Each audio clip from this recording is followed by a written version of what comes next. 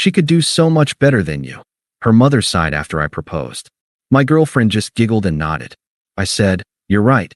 Took the ring back, left the restaurant, and changed the locks that night. The next day, she came home to her boxes outside and a note. "Go do better."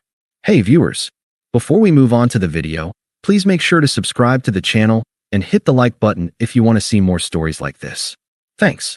I used to think of my relationship with Qley like a startup company. You pour capital in early, you weather the losses, you work 80-hour weeks to keep the lights on, all with the faith that eventually the product will mature, the market will turn, and you'll finally see a return on investment. The ROI I was looking for wasn't money. It was just respect. It was a partnership. I was the safe option. That's what her mother, Linda, called me the first time we met. She didn't whisper it. She said it while sipping a glass of wine I had paid for, in a house I was paying the mortgage on. "Qley needs stability," Linda had said, looking me up and down like I was a used Honda Civic with high mileage. "You're very grounded, Mark. You're safe. Every woman needs a safe place to land after she's had her fun." At the time, I took it as a weird compliment. I was 28, making 6 figures in logistics management, and I owned my home. I thought safe meant marriage material.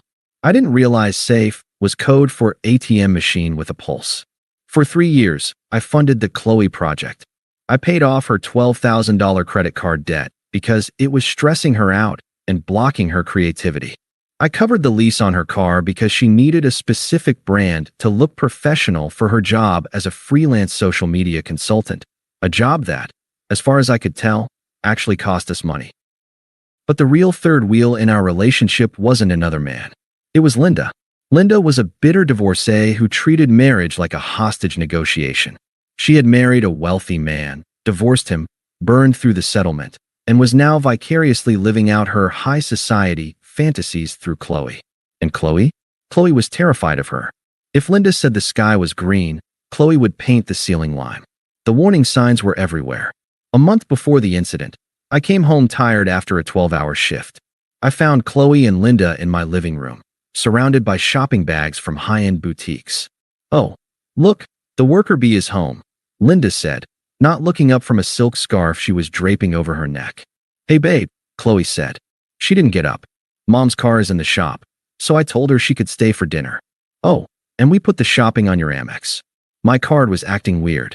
Acting weird meant declined. "How much?" I asked, putting my keys down. "Don't be so transactional, Mark," Linda snapped. "It's unbecoming. A man should want his woman to look her best. You dress so drab. You don't want Qley looking like she belongs in your tax bracket, do you?" I looked at Qley. I waited for her to defend me. I waited for her to say, "Mark works hard for us, Mom." "Stop it." Qley just adjusted the scarf on her mother's neck. "Mom's right, Mark. You could be a little more generous with the attitude. We're trying to have a girl's day." I swallowed the anger. I told myself it was just stress. I told myself that once we were engaged, once it was official, the dynamic would shift. I would be the husband, the head of the household, and Linda would be relegated to the background. I was an idiot. I decided to propose on her 27th birthday. I went all in. I bought a ring that cost more than my first car, a platinum band with a diamond that required insurance. It was a stretch, financially, but I wanted to silence Linda's voice in my head. I wanted a ring that screamed, "I am not just safe. I am successful." I booked a table at Le Jardin, the most pretentious French restaurant in the city. Reservations were 3 months out. Suit required. The night of the dinner, I was nervous. I had the ring box burning a hole in my jacket pocket. But when I pulled up to the front of the restaurant to hand the keys to the valet, I saw Qley standing there. She wasn't alone. Linda was standing next to her, dressed in a gown that was arguably more flashy than Qley's. Surprise.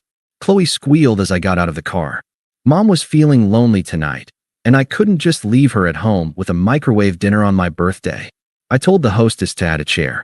My stomach dropped. "Qley, this was supposed to be a romantic dinner. Just us."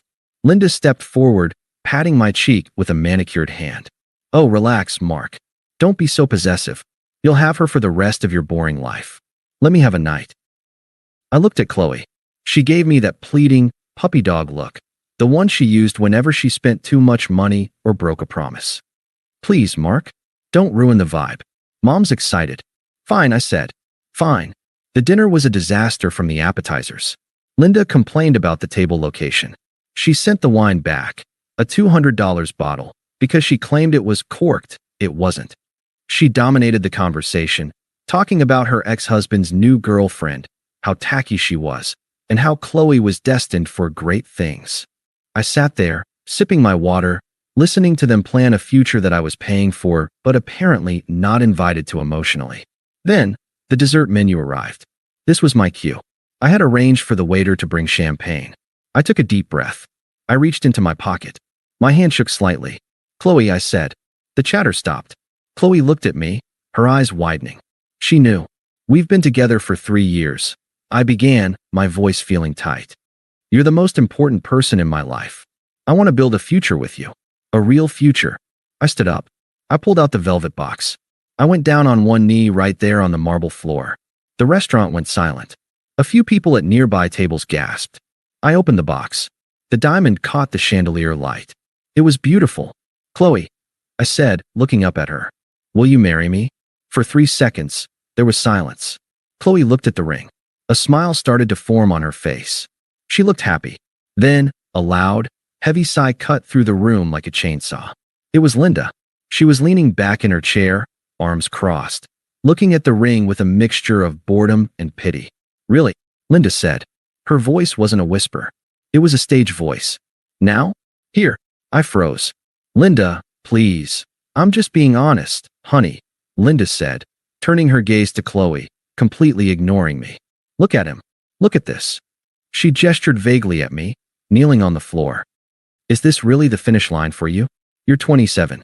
You're in your prime." She took a sip of her wine and delivered the kill shot. "You could do so much better than this. You need a man who matches your fire, Qley, not a man who balances your checkbook." I stayed on one knee. The humiliation washed over me like ice water. I looked at Qley. This was it. This was the moment. All she had to do was say, "Shut up, Mom. I love him." All she had to do was take my hand. Qley looked at her mother. Then she looked at the ring. Then she looked at me. And she giggled. It wasn't a nervous laugh. It was a conspiratorial giggle. She covered her mouth with her hand, shook her head, and looked back at her mom. "Mom, stop. You're so bad," Qley said, grinning. She didn't say yes. She didn't tell her mother to stop. She turned back to me, her face flushing with embarrassment. Not for her mother's cruelty, but for me. "Babe," Qley said, her voice dropping to a harsh whisper. "Get up. You're embarrassing me." "Mom's right. Maybe we shouldn't rush this. We aren't really there yet, are we? I mean, let's talk about your 5-year plan before we do anything official." She looked at her mother for approval. Linda raised her glass in a silent toast. Something inside me snapped. It wasn't a loud snap. It wasn't a scream. It was the sound of a heavy steel door slamming shut and locking tight. The fog cleared. I saw them. I really saw them. I saw the thousands of dollars, the emotional labor, the constant disrespect, the safe option label. I saw 2 parasites in designer clothes, feeding on a host they didn't even respect. I didn't feel sad. I felt light. "You're right," I said. Qley blinked. "What?" I stood up. I didn't brush off my knees. I snapped the velvet box shut with a loud crack. "You are absolutely right, Linda," I said, my voice calm, steady, and loud enough for the tables nearby to hear. "She can do better." I slipped the ring back into my pocket. "Mark, don't be dramatic," Qley said, rolling her eyes. "Sit down. Let's just order dessert." "No," I said. "I think I'm done." I pulled out my wallet. I took out 3 $20 bills, enough to cover my portion of the appetizers and the water I drank. I dropped the cash onto the white tablecloth. "That covers me," I said. "Enjoy the evening." "Happy birthday, Qley." I turned around and walked away. "Mark," Qley called out. It was a tone of annoyance, not fear. She thought I was throwing a tantrum. She thought I would be waiting in the car, sulking. "Let him go, Qley," I heard Linda say as I reached the door. "He's just trying to manipulate you. He'll be begging by tomorrow morning. Order the souffle." I walked out into the cool night air. I didn't go to the valet immediately. I walked a block down the street, breathing in the air, feeling my heart rate slow down. I checked my phone. 8:15 p.m. I knew their pattern. They would stay. They would order the most expensive dessert to punish me. They would drink another bottle of wine to celebrate their power over me. Then they would probably go to a club or a lounge to gossip. They wouldn't be back at my house until at least 1 a.m. Linda would probably crash in the guest room. I had 4 hours. I walked back to the valet, got my car, and drove home in silence. I didn't speed. I drove with the precision of a surgeon. When I got to the house, my house, the one I bought 3 years before I met her, I didn't sit on the couch and cry. I went straight to the garage and grabbed a roll of heavy-duty trash bags. I started in the bathroom. Her lotions, her 7 different hair irons, the makeup that stained the counter. I swept it all into a bag. I didn't organize it. I didn't wrap the fragile items. If it broke, it broke. I moved to the bedroom. Her clothes, the shoes she made me buy, the vision board she had hanging on the wall that had pictures of yachts and mansions, but no pictures of us. It all went into the bags. I worked for 2 hours straight, sweating, fueled by a cold, hard rage. I dragged the bags, 12 of them, out onto the front porch. I lined them up neatly. Then, I went to the guest room. Linda's overnight bag was there from the last time she stayed. I threw that on top of the pile. At 10:30 p.m., I called a 24-hour locksmith. I need my locks rekeyed, I told the dispatcher. Emergency service. I'll pay double. The guy arrived in 20 minutes. He was a burly guy named Mike. He looked at the pile of trash bags on the porch, then at me. Bad night, he asked. The worst, I said. Or maybe the best.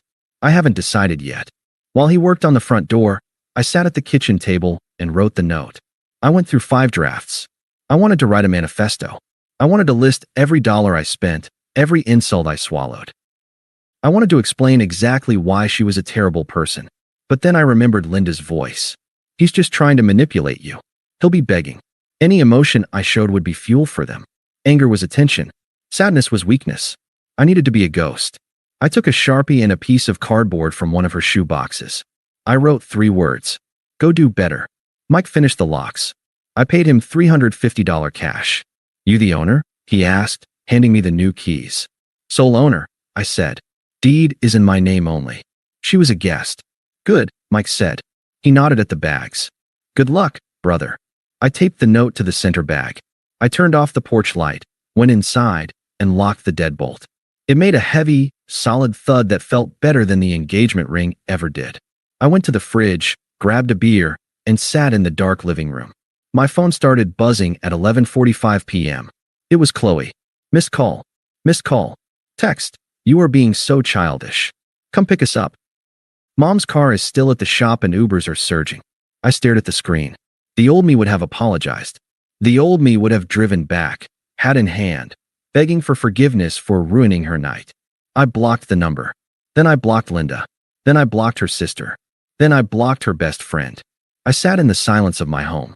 For the first time in 3 years, the air felt clean. I fell asleep on the couch. I woke up at 2 a.m. to the sound of pounding on the door. Screaming. It was the muffled, hysterical shrieking of a woman who has realized the ATM is out of order. Mark, open this door. My stuff is outside. You can't do this. It was Qley. And in the background, the shrill voice of Linda. I told you. He's psychotic.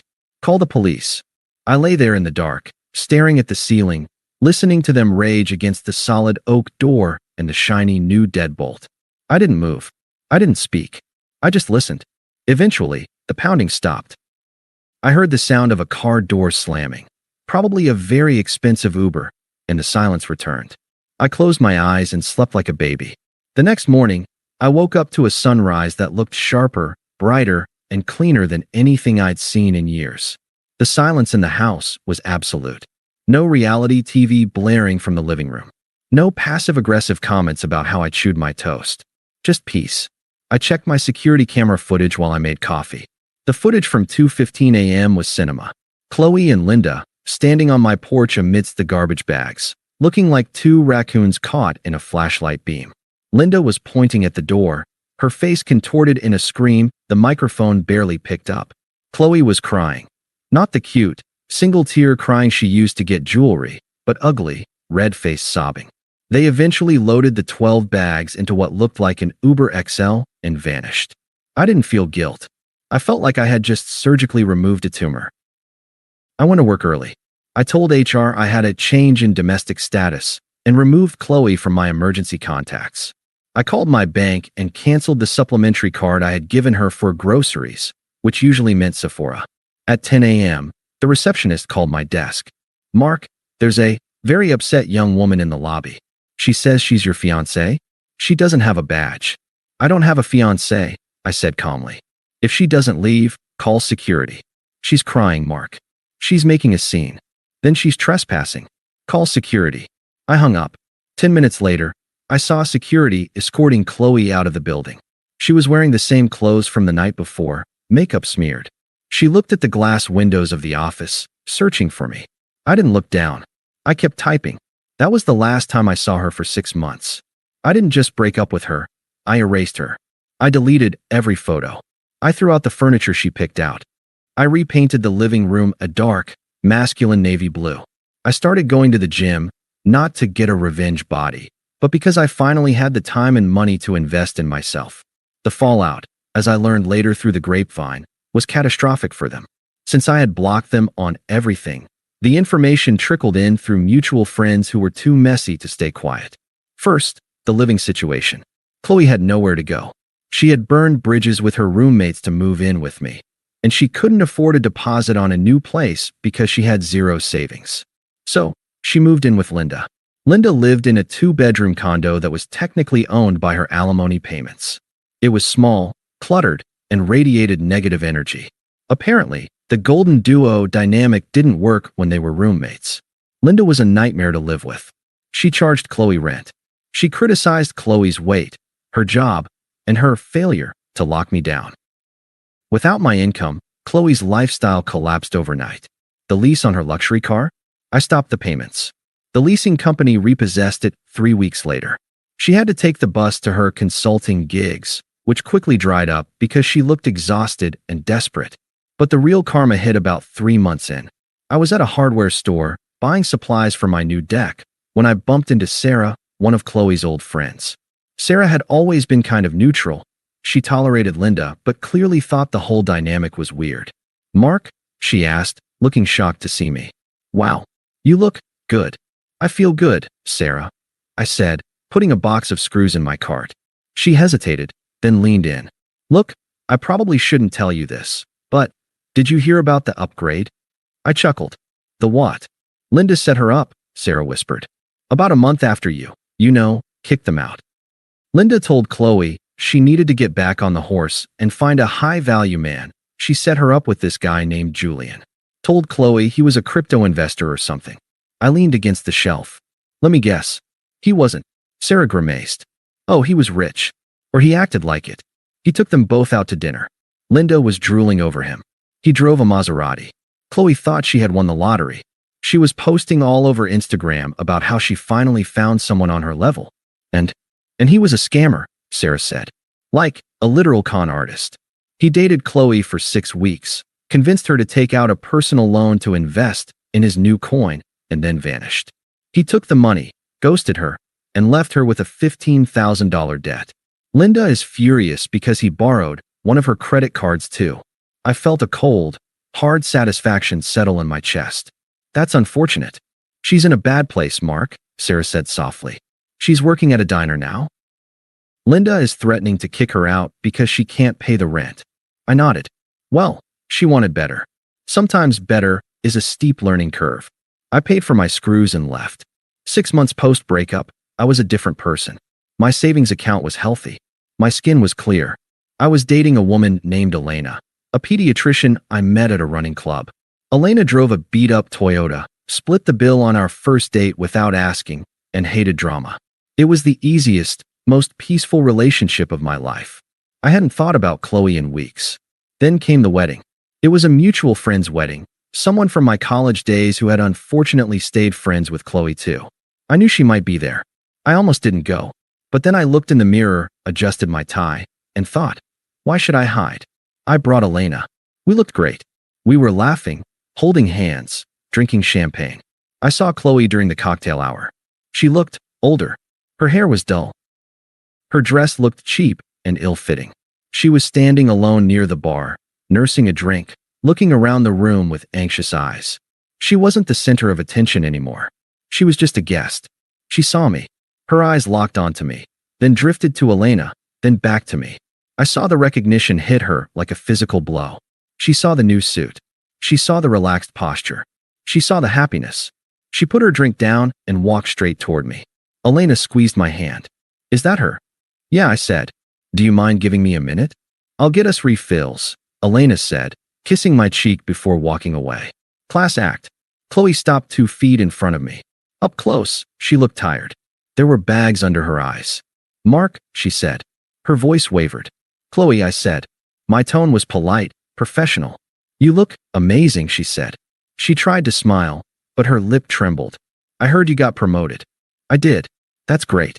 Really. She took a breath. Look, Mark. I know I messed up. I know I let my mom get in my head. But, God, it's been a nightmare. That guy Julian, he ruined me. I'm living on my mom's couch. She screams at me every day. I miss the peace we had. I miss us. She reached out to touch my arm. I took a half step back. I miss feeling safe, she whispered. You were always my safety. I didn't appreciate it until it was gone. Can we just get coffee? Just talk? Please. I'm drowning here. I looked at her. I looked at the woman who had giggled while her mother humiliated me. I looked at the woman who saw me as an insurance policy, not a partner. I didn't feel anger. I didn't feel the need to yell at her or list her crimes. No, I said. She blinked, tears welling up. What? No coffee. No talking. I checked my watch. Qley, you didn't want safety. You wanted status. You made a gamble. You bet that you could find someone better than me. You lost that bet. You don't get to cash out your chips and come back to the table just because you're broke. But I love you, she sobbed a little too loudly. People were starting to look.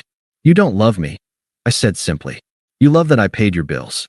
You love that I took your mother's abuse so you didn't have to. I leaned in slightly, keeping my voice low but firm. That night at the restaurant, when you laughed, that was the most honest moment of our relationship. You agreed you could do better. I am honoring your wish. I am letting you go find better. Don't insult me by coming back now that you realize it doesn't exist. Mark, please, excuse me, I said. My girlfriend is waiting for me. I walked past her. I didn't look back. I found Elena by the bar. She handed me a drink and looked at me with a raised eyebrow. Everything okay? I looked back across the room. Qley was standing where I left her, wiping her eyes, looking small and defeated. Linda wasn't there to save her. Julian wasn't there to save her. She was finally, truly, on her own. Yeah, I said, taking Elena's hand. Everything is perfect. We danced the rest of the night. I never heard from Qley again. Last I heard, she moved to a different state to live with an aunt because Linda finally kicked her out. As for the ring, I returned it the day after the breakup. I used the refund to put a down payment on a rental property. It pays me $1,200 a month in profit. That was the only ROI I ever got from that relationship. And honestly, it was worth it. Thanks for watching. Make sure to subscribe to the channel and hit the like button. What do you think about this story? Share it in the comments.